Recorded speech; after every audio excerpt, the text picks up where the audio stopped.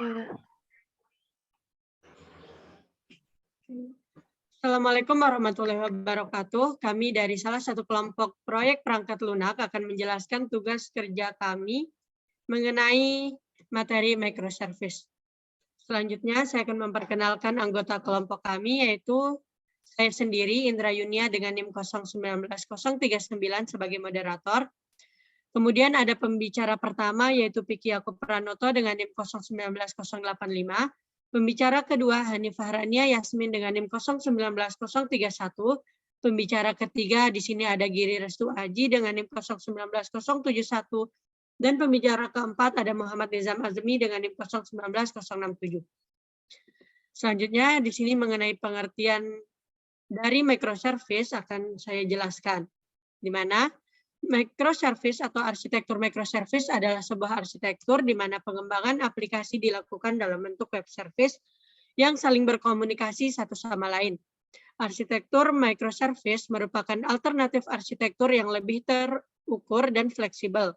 Dengan kata lain, arsitektur microservice merupakan sebuah arsitektur yang memecah aplikasi berdasarkan fungsinya. Setiap service tersebut dirancang agar bekerja sama secara independen dan dapat menggunakan teknologi yang berbeda sesuai dengan kebutuhan. Selanjutnya mengenai karakteristik dari microservice akan dibacakan atau dijelaskan oleh pembicara pertama yaitu Piki Yakub. Kepadanya dipersilahkan. Baik, selanjutnya saya akan menjelaskan karakteristik. Karakteristik yang pertama yaitu banyak komponen. Salah satu tujuan digunakannya microservice adalah agar suatu aplikasi dapat memiliki beberapa fitur yang optimal. Setiap fitur memiliki komponen yang tersendiri untuk menjalankan layanannya. Oleh karena itu, dalam microservice terdapat banyak komponen yang digunakan. Selanjutnya yang kedua yaitu ditujukan untuk keperluan bisnis. Banyaknya fitur dalam satu aplikasi berkaitan dengan tujuan bisnis, yaitu dapat melayani konsumen semaksimal mungkin. Tanpa microservice, suatu aplikasi hanya dapat menjalankan aplikasinya secara optimal untuk satu tujuan besar, misalnya transaksi untuk produk rumah tangga. Namun, dengan microservice, hal tersebut bisa dioptimalisasi dengan menambahkan fitur-fitur pelengkap dari transaksi produk rumah tangga. Contohnya, layanan membersihkan rumah. Fitur baru tersebut dapat berjalan maksimal tanpa mengganggu tujuan utama dari aplikasi. Selanjutnya yang ketiga yaitu proses routing yang praktis. Tujuan microservice adalah menyederhanakan suatu proses dalam aplikasi, karena terbagi dalam fitur-fitur kecil. Jika terjadi suatu permintaan, fitur tersebut tak perlu memproses terlalu lama untuk mensinkronkan dengan fitur lainnya.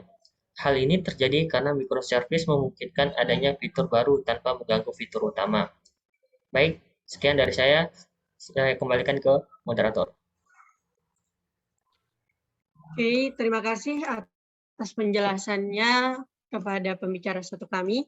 Selanjutnya mengenai karakteristik lanjutan dari microservice akan dijelaskan oleh pembicara kedua yaitu Hanifah Rania Yasmin. Kepadanya dipersilahkan.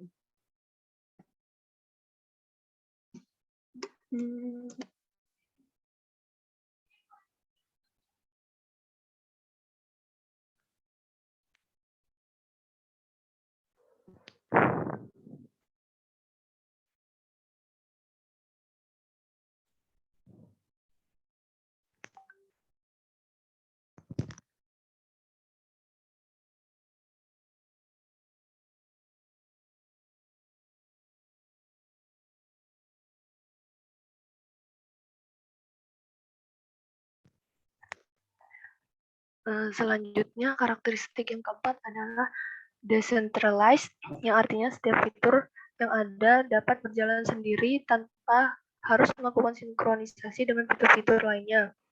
Dan yang kelima, mengurangi risiko kegagalan. Meskipun berjalan sendiri, beragam fitur atau fungsi dalam aplikasi dapat saling membackup. Hal ini membuat jika terjadi kegagalan dalam suatu fitur, terdapat salinan melalui database yang tersedia. Yang keenam, yaitu selalu berubah. Kemudahan yang diberikan microservice memudahkan suatu aplikasi beradaptasi dengan keadaan.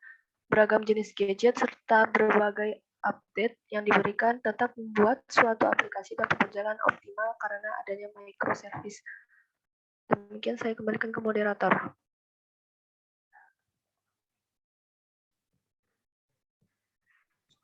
Oke, terima kasih kepada Saudari Hanifah. Selanjutnya mengenai kelebihan dari microservice akan dijelaskan oleh Saudara Giri Restuaji, kepadanya dipersilakan.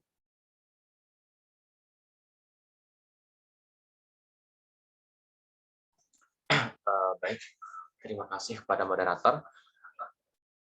Selanjutnya adalah untuk kelebihan.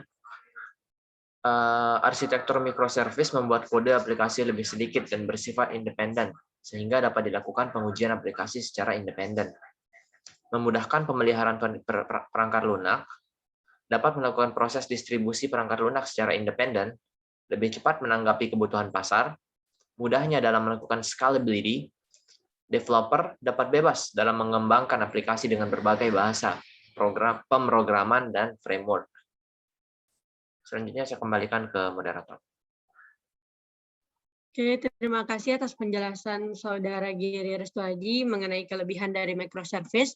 Selanjutnya mengenai kekurangan dari microservice sendiri akan dijelaskan oleh Saudara Muhammad Nizam Azmi, kepadanya dipersilakan. Baik, terima kasih moderator. Di sini kekurangan dari microservice. Pertama, ketika satu entity pada database berubah, maka setiap entity yang sama di setiap database service harus diubah. Pada beberapa kasus sulit untuk menerapkan perubahan service, jadi perlu perancangan yang matang. Deployment yang kompleks, perlu konfigurasi untuk menjalankan setiap service karena memiliki runtime yang berbeda. Tidak seperti aplikasi monolitik, tinggal upload, deploy, dan selesai. Perlu automation yang tinggi dalam melakukan development. Baik, itu aja. Saya balikan ke moderator. Oke, terima kasih atas penjelasan dari Saudara Muhammad Nizam Azmi. Itu saja penjelasan dari kelompok kami mengenai materi microservice. Untuk itu, apabila terdapat kesalahan teknis atau kesalahan kami saat menjelaskan, mohon maaf dan terima kasih. Wabillahi taufiq wal hidayah. Wassalamualaikum warahmatullahi wabarakatuh.